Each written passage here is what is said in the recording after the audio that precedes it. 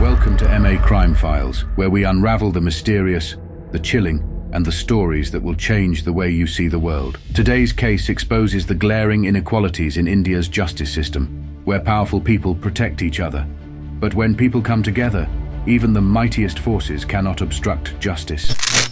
Ankita Bhandari was a 19-year-old girl from the picturesque yet modest town of Pauri Garhwal, located in the mountainous region of Uttarakhand. She came from a humble background, and her family's financial situation was unstable, especially after her father, Mr. Birendra Singh, lost his job due to COVID. After completing a course in hotel management, Ankita dreamed of continuing her studies and building a bright future. However, her family's financial struggles forced her to set those aspirations aside and start looking for a job. When someone mentioned an opening at a resort, she decided to apply.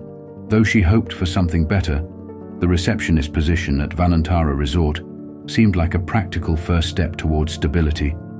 Little did she know that this decision would lead her down a path of unimaginable danger. It's vital to note that the owner of the Vanantara Resort, Pulkit Arya, was the son of a senior leader in India's right-wing party BJP with significant political clout.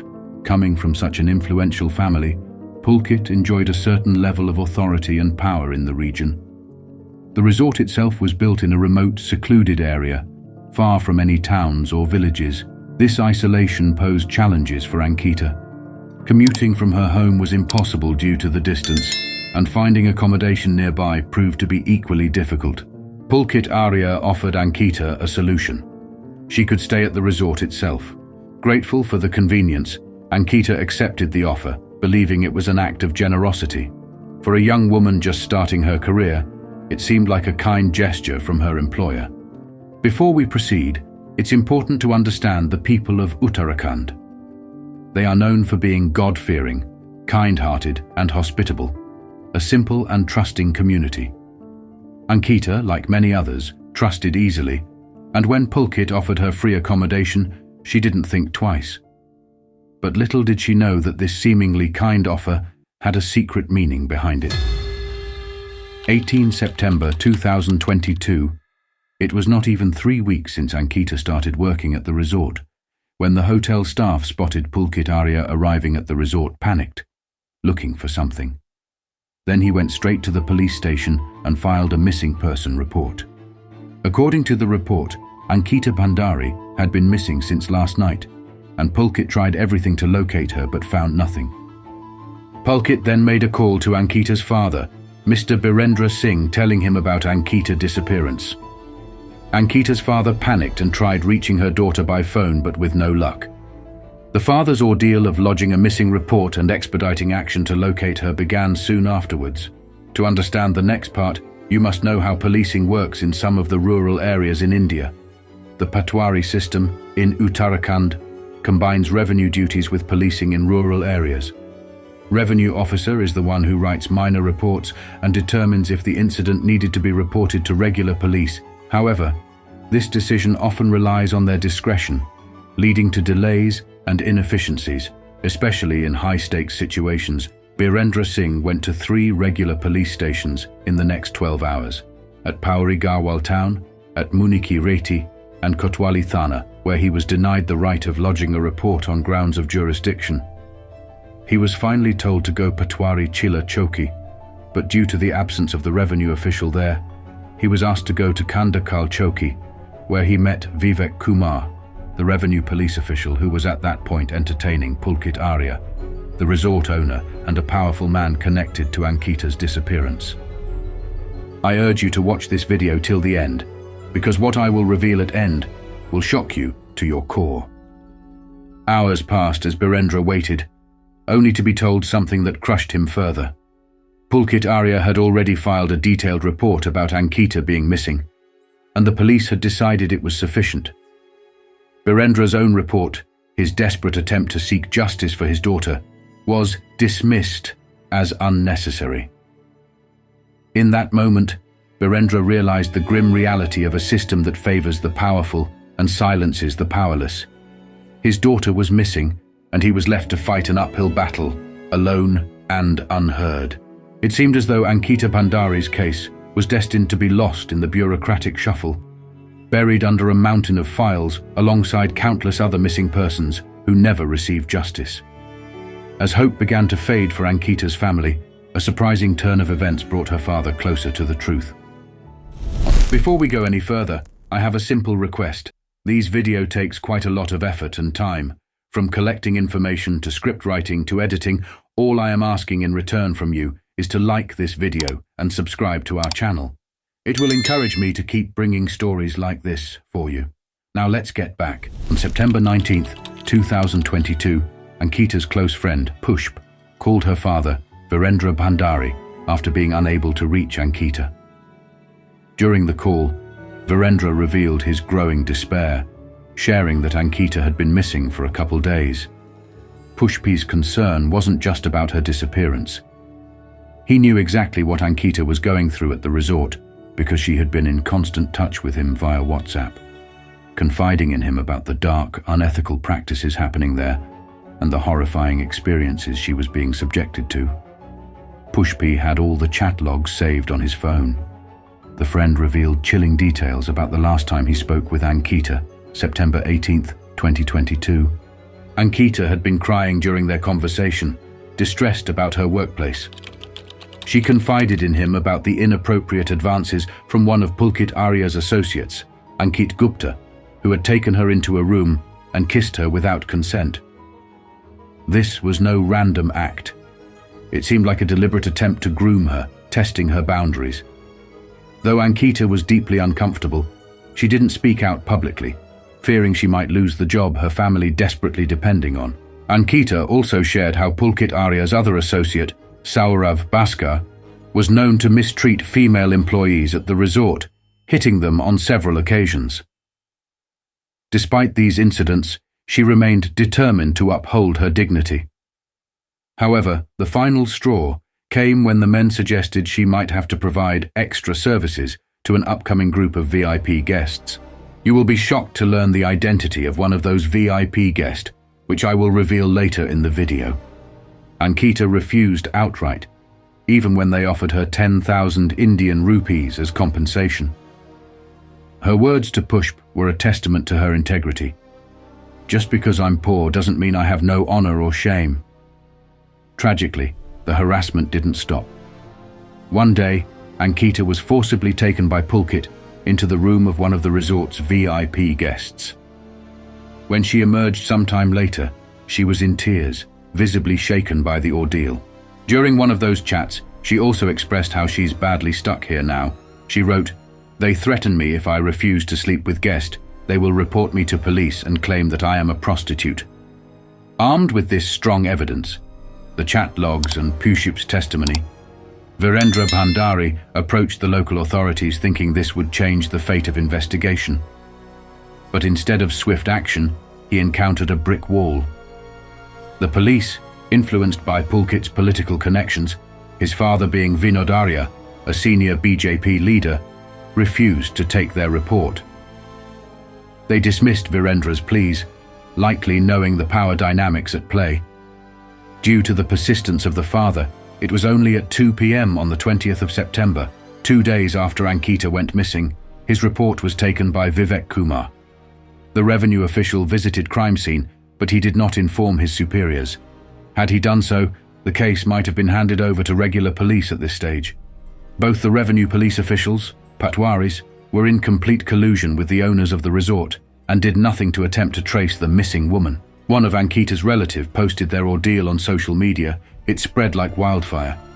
People were angry and started to protest. At the same time, Ankita's father started calling everywhere he could, like the Child Welfare Committee and Women Welfare Society. Eventually, under pressure, police arrested Pulkit Arya, Saurabh Bhaskar and Ankit Gupta on September 23, 2020. CCTV footage captured a chilling sequence on the night Ankita disappeared. In one clip, Pulkit Arya is seen riding a motorcycle with Ankita as a passenger, while Ankit Gupta and Saurabh Bhaskar follow closely on another bike.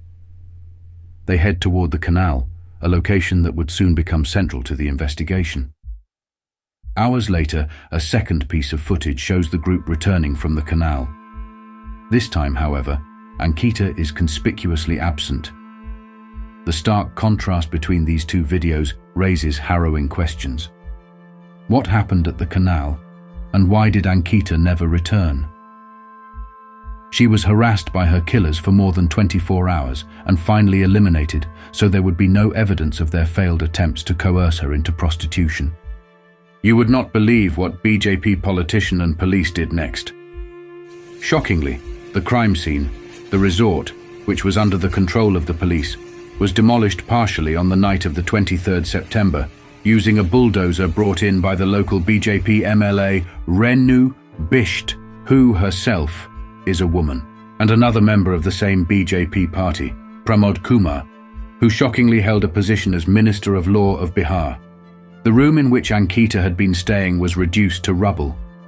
That night, the bulldozer was brought twice, once at 12 a.m. and again at 3 a.m., even before Ankita's body was found. The reason given for this swift action was that the resort was built illegally.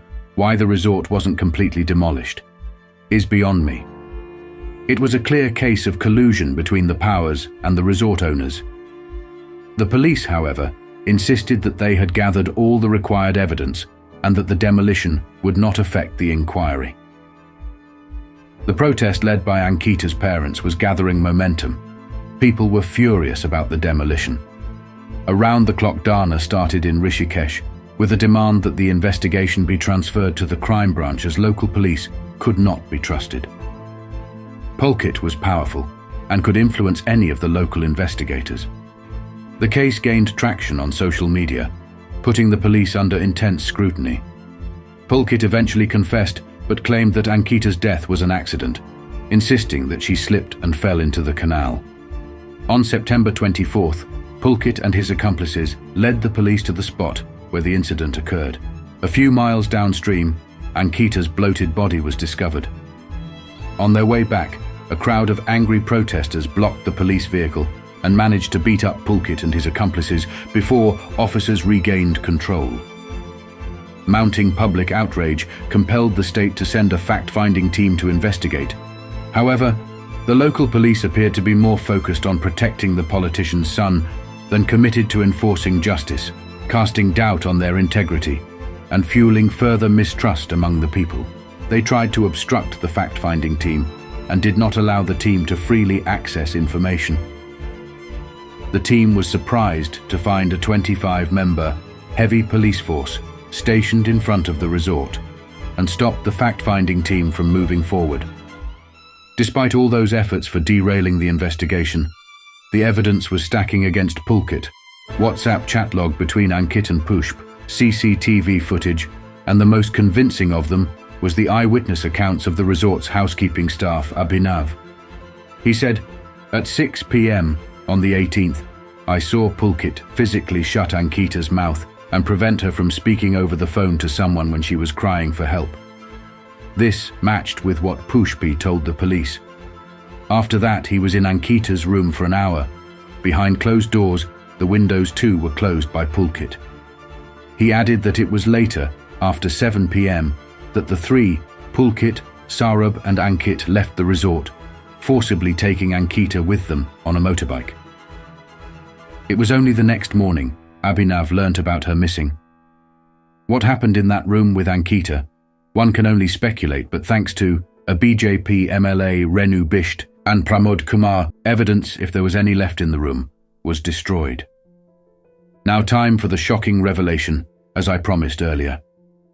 Among the so-called VIP guest who visited Vanantara Resort for their special services was, of course, allegedly BJP General Secretary Ajay Kumar.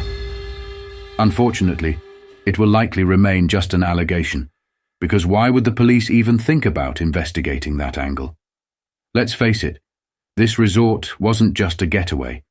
It seems to have been a front, a place catering to VIPs' desires, possibly in exchange for political favors. According to the autopsy, the assault cannot be ruled out, but due to incompetent police efforts, Ankita's body remained in water for 5 days, which destroyed most of the evidence. As of now, the case remains in court. Ankit has repeatedly applied for bail, but has been denied each time. However, many troubling questions remain unanswered. Why did the Patwari fail to report the crime to proper police authorities? Why is an outdated, over 200-year-old policing system still operational in rural India? How did MLA Renu Bisht know exactly which room to target for destruction? Why Ajay Kumar and other VIP clients were never investigated? And most importantly, how is Renu Bisht and Pramod Kumar still holding public office? This tragic case is a stark reminder of the urgent need to prioritize women's safety at workplaces. If you witness harassment or bullying, speak up. Your voice can make a difference. Let's keep the movement for #Justice for Ankita alive and hope that the perpetrators are brought to justice, sending a clear message that no one, no matter how powerful, is above the law. Thank you for watching. Share your thoughts in the comment section, check out our other videos, and don't forget to subscribe to our channel.